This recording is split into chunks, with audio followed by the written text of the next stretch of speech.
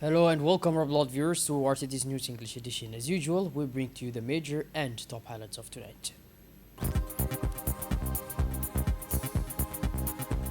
The port of Djibouti ranked among the continent's best container terminals. Port performance.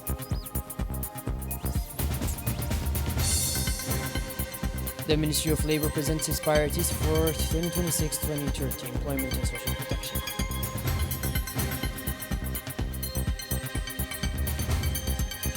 And on the international scene, a virtual meeting is scheduled for this Sunday as part of efforts to reach a peace agreement. United States and Iran. Those were the major and top highlights. Welcome back to our newsroom, our beloved viewers. According to the World Bank's 2025 rankings, based on one of the most reliable indicators in the global maritime sector, the port of Djibouti has risen to third place in Africa in terms of port performance. Djibouti has reached another significant milestone on the African maritime stage. This international recognition confirms what Djibouti has been building for years. According to the World Bank's 2025 ranking, one of the most respected benchmarks in the global maritime industry, the port of Djibouti has secured third place in Africa for port performance. The achievement has been welcomed by the Djibouti Ports and Free Zone authorities. The ranking jointly compiled by the World Bank and the S&P Global Market Intelligence assesses container ports based on precise criteria, including the efficiency of loading and unloading operations and above all the amount of time vessels spend at berth. These are concrete indicators that matter directly to international trade operators. At the heart of this success lies a key player, the Dorale Container Terminal. Strategically located at the entrance to the Red Sea, the terminal has established itself as one of the most modern and efficient port facilities on the African continent. The chairman of the Djibouti Ports and Free Zone Authorities, Abubakar Omar Hadi, praised the work accomplished. According to him, this ranking is the result of years of sustained efforts and a collective commitment to strengthening the competitiveness of Djibouti's ports. For the port authorities, however, this distinction is not the final destination. It is another milestone. The Djibouti Port and Free Zones authorities remains committed to further modernizing its infrastructure and improving the quality of its services with a clear ambition to position Djibouti as the leading logistics hub serving African and global trade.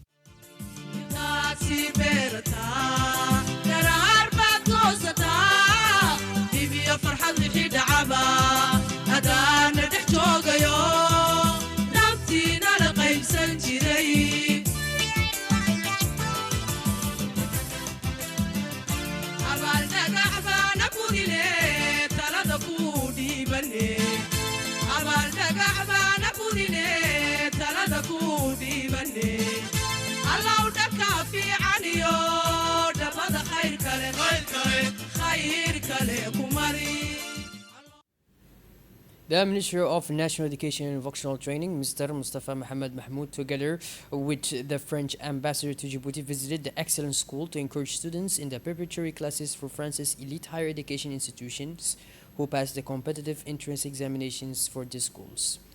The purpose of this visit was to congratulate the students and support them in supporting and preparing for their oral examination ahead of their enrollment in French grant schools starting in September 2026. This year's results are a source of pride and hope for the entire educational community. In the science track, 13 of the 28 students were declared eligible for admission to French grant schools after passing the written examinations. In the humanities track, the results were particularly notable, with 12 of 13 students admitted through the competitive examinations. In total, 25 of the 41 students enrolled in the second year of the preparatory classes were admitted after passing the written examinations, representing a success rate of nearly 61%.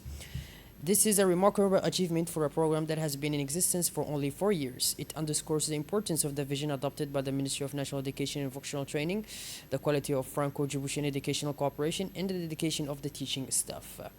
During the visit, the delegation toured the school's primary, middle, and secondary classes, as well as the CPGE facilities and the school's infrastructure. The delegation also met with teaching and administrative staff, and in particular with students, to learn about the support systems in place to guide students towards success. Following the visit, the school's director, Mr. Rashid Abdullahi Miguel, presented an overview of the history, achievements, and progress of the excellent school. The minister praised the efforts of the school's administration and the strong commitment of its teaching staff to producing a national academic elite. The Ministry of Labor in charge of institutionalization and social protection presented its 5 years roadmap for the period 2026-2030, a strategic document aimed at boosting employment opportunities, strengthening social protection, and organizing the economy within the framework of Vision Djibouti 2035. During the presentation, ministry officials outlined the main directions that will guide government actions over the next 5 years. The roadmap is specifically designed to address labor market challenges while reinforcing social protection mechanisms for the most vulnerable groups. Among its main objectives is reducing the unemployment rate, which is expected to fall from 42% to 32% within 5 years. This target is part of a comprehensive approach aimed at establishing the foundations of modern and effective governance, expanding social protection coverage, diversifying the economy, and strengthening social dialogue among the various stakeholders in the world of work. The strategy also includes accelerating the formalization of economic activities, promoting youth and women's employment, and developing vocational skills to better meet labor markets. In line with the objectives of Vision Djibouti 2035 and the Sustainable Development Goals, the plan provides an ambitious framework aimed at promoting inclusive and sustainable growth while strengthening social cohesion and providing economic opportunities for all citizens. The Director General of National Institute of Public Administration (INAP), Mr. Sharmaki Idris Ali, stated that the success of reforms and development programs requires the involvement of field actors alongside administrative officials. The Minister of Labor, Mr. Yunus Ali Ghedi, stated that he is pleased to chair the opening of the workshop dedicated to exchanging views and assessing the ministry's roadmap. He further emphasized that this meeting is not intended as additional administrative exercise but represents an important step in formulating the strategic tools needed to achieve the transformation championed by the government of the Republic of Djibouti under the leadership of His Excellency, the President of the Republic, Mr. Ismail Omar Guelleh, within the framework of the third generation of the National Development Plan for the period 2025-2030. We now turn to this report on the inspection operations carried out by the Ministry of Commerce to ensure the availability of basic food products on the national market and to verify compliance with the prices set by the ministry.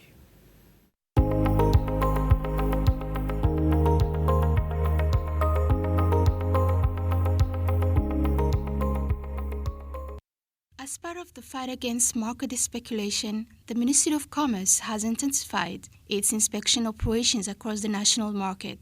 The Minister of Commerce, Orbis Elaf Orbis, chaired an important meeting with importers as well as officials and market inspectors from the ministry. The objective of the meeting was to ensure the availability of essential food commodities on the national market and to verify compliance with the prices officially approved by the ministry. Discussions focused on the supply of key staple products including rice, flour, cooking oil, eggs, and poultry. The minister emphasized the responsibility of all economic operators to guarantee a steady supply of these products while strictly adhering to the regulated prices set by the competent authorities. The minister also held a similar meeting with traders specializing in the sale of fruits and vegetables. The gathering provided an opportunity to assess market conditions and discuss the marketing of fresh produce.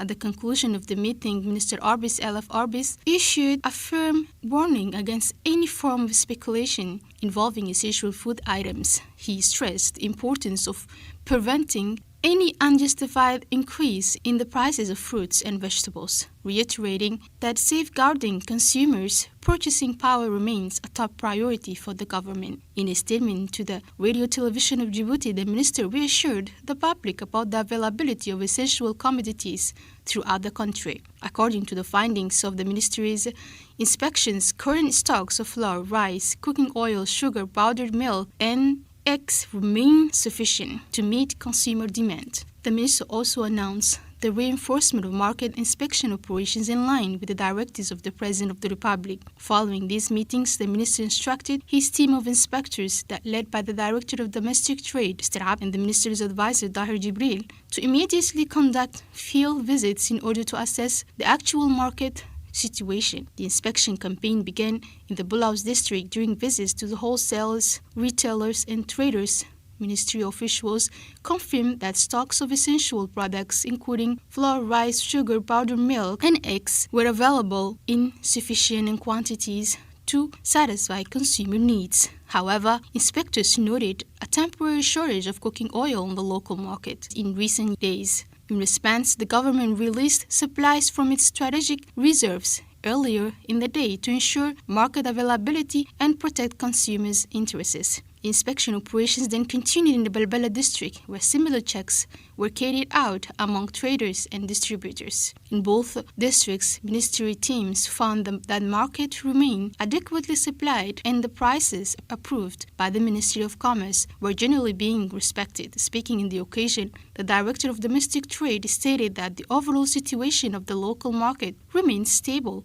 and satisfactory. He warned that speculators and those found violating existing regulations would face sanctions in accordance with the law. This large-scale inspection campaign will continue throughout the capital in the country's interior regions to ensure the availability of food products in compliance with regulated prices. Traders interviewed during the inspection confirmed that their stocks remain sufficient and that prices have not changed. They also reaffirmed their commitment to working closely with the authorities to guarantee the continuous availability of essential goods and contribute to the stability of the national market. The Ministry of Commerce continues to strengthen its monitoring and inspection efforts nationwide. These measures aim to ensure compliance with official prices, maintain a regular supply of essential goods, and combat any speculative prices that could disrupt consumers' access to basic necessities. Through these actions, the ministry reaffirms its commitment to preserving market stability and protecting the purchasing power of citizens.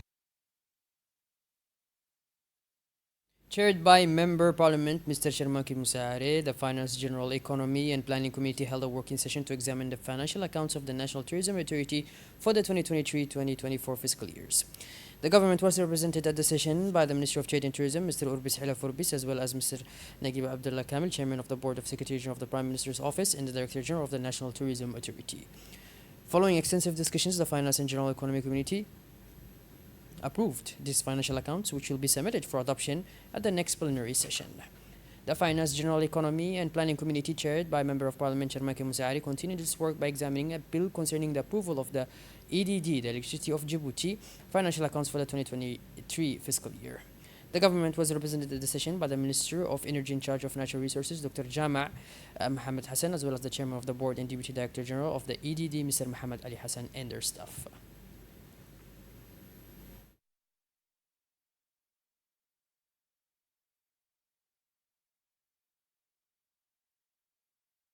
Chaired also by Member of Parliament Mrs. Khaltouma Farah Saeed, the Committee of Legislation, General Administration and Human Rights, whose mandate has been expanded to include the Social Development and Environmental Protection Committee, met to discuss a bill establishing the legal statute of the artist. The government was represented at the meeting by the Minister of Youth and Culture, Mrs. Fardousa Musa Ege, accompanied by several senior officials from her ministry. Following extensive discussions, the committee approved the bill, which will be submitted for adoption at the next plenary session.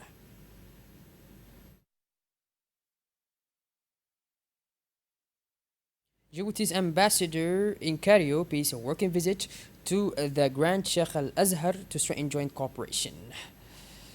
The ambassador of the Republic of Djibouti to Cairo and Parliament representative of Djibouti to the League of Arab States, Mr. Ahmed Ali Bari, paid a working visit to the Grand Imam, Professor Dr. Ahmed Al Tayyib, Sheikh of Al Azhar, on Sunday, 14th of June 2026. He was accompanied during the visit by Mr. Umar Hussein Abdullah, Diplomatic Relations Advisor at the Embassy of Djibouti in Cairo. The visit was aimed at discussing issues of mutual interest between Al Azhar and the relevant authorities in Djibouti, as well as ways to strengthen scientific and religious cooperation between Djibouti and Al Azhar.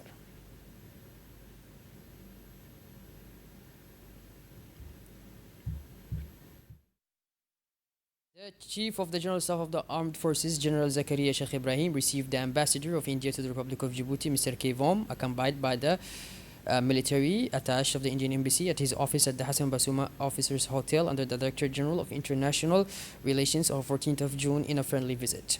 This meeting marked the first round of talks between the two officials since Ambassador Kevom took up his post as head of the Indian diplomatic mission to the Republic of Djibouti back in 2024. During the meeting, discussions focused on the various areas of cooperation that could be developed between the two countries, particularly in the fields of defense, and, of course, security. The Indian ambassador praised the Republic of Djibouti for its pivotal role in maintaining regional security and stability and its firm commitment to peace, especially through its contributions to peacekeeping operations and its participation in regional stabilization efforts. The Indian ambassador also expressed his gratitude to the Chief of the General Staff of the Armed Forces for the warm welcome he received and for the productive discussions held during their meeting. Both officials emphasized the importance of strengthening the bond of friendship and cooperation between the Republic of Djibouti and the Republic of India, particularly in the military field. Following the meeting, General Zakaria Sheikh Ibrahim and the ambassador exchanged gifts in a symbolic gesture before posing for a commemorative photograph. Also today, the Chief of the General Staff of the Armed Forces, General Zakaria Sheikh Ibrahim, received the Ambassador of Russia to the Republic of Djibouti, Mr. Mikhail Golanvov. The meeting took place during a farewell visit marking the end of the Russian ambassador's diplomatic mission to the Republic of Djibouti after 7 years of service. During their talks, the ambassador expressed his gratitude to the Chief of the General Staff of the warm welcome and hospitality he received and for the productive cooperation maintained throughout his tenure.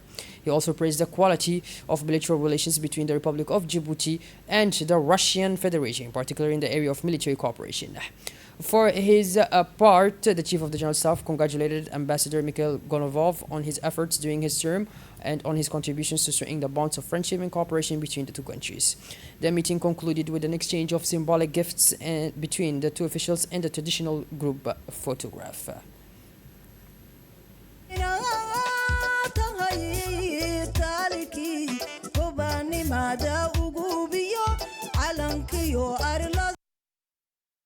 As part of the ongoing celebrations marking the 49th anniversary of the founding of the Djiboutian Armed Forces, a festive ceremony was held in the village of Dosumarib in the Federal Republic of Somalia, where the Djiboutian battalion serving under the African Union mission in Somalia is stationed. The ceremony opened a military parade, followed by a salute to the national flag, led by the battalion commander. On this occasion, the various units of the Djiboutian battalion paid military tribute in an atmosphere marked by discipline, patriotism, and national pride.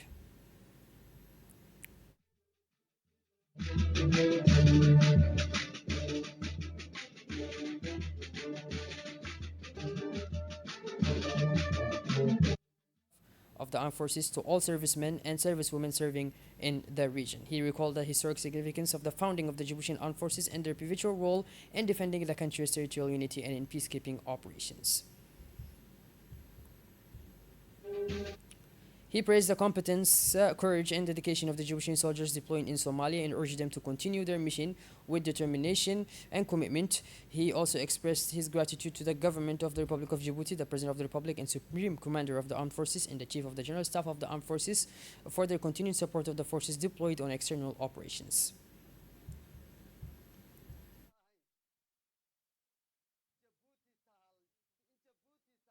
Tribute to the fallen who lost their lives in the line of duty. This solemn tribute honored the sacrifice of those who served the nation with honor, courage, and devotion.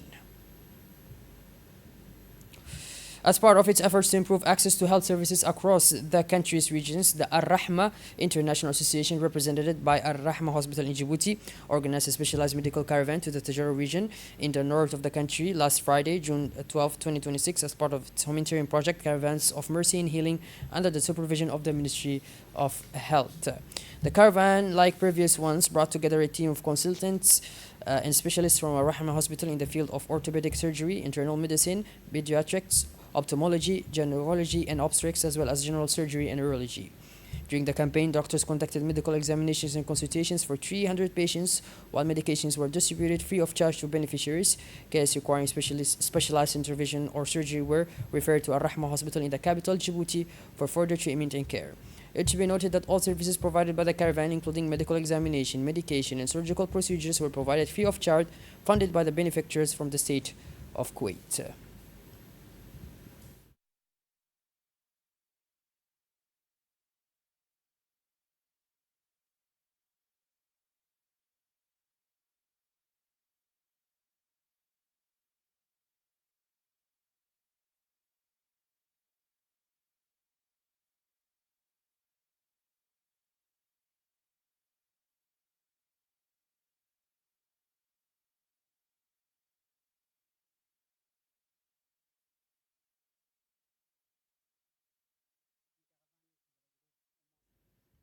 For his part, the prefect of the Tajura region, Mr. Muhammad Hamad, welcomed the members of the medical caravan, expressing his appreciation for the efforts made by Al Rahma Hospital in providing healthcare to those in need. In Ali Sabih, under the patronage of the State Secretary for Sports, the Association for the Promotion of Sport in Ali Sabih officially launched this year's June 27th Cup at the Ara Sports Stadium in the city of Ali Sabih. The opening ceremony saw the official kickoff of the Cup tournament by the Governor of Ali Sabih, Mr. Abdul Malik Mohammed Bunoita, in the presence of the Chairman of the Regional Council, Mr. Sharmanki Hassan Alale, the Deputy Regional Director of the State Secretary for Sports, and the Chairman of the Association for the Promotion and Development of Sports in Ali Sabih. The tournament, organized as part of the celebrations marking National Day, brings together 10 teams from the city of Ali Sabih. It aims to promote the values of brotherhood, social cohesion, and sportsmanship, and to encourage sports participation among the region's youth. Officials present at the event praised the initiative for its contribution to the development of sport and support of the young talent in the region. The events of the June 27th Cup will continue in the coming days, with numerous sporting events expected to offer exciting moments of competition and sponsorship for football fans.